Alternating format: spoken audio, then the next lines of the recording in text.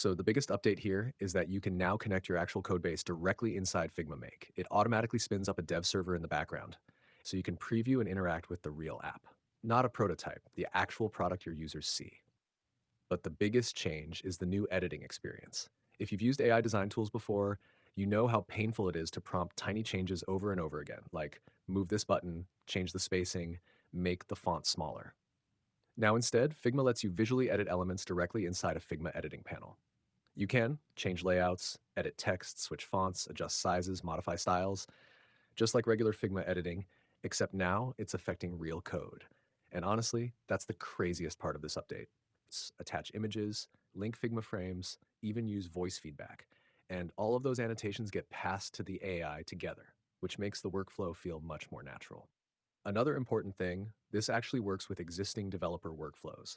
You can create branches, submit pull requests, and engineers can review everything normally. So this isn't just an AI demo, it's built around real product development workflows. And honestly, this feels like a really important direction for Figma because instead of just designing mockups, designers can now interact with and edit the actual product itself, all inside Figma Make. And this is probably just the beginning. Let me know what you think about this update. Would you actually use Figma Make like this? And subscribe for more design and Figma updates.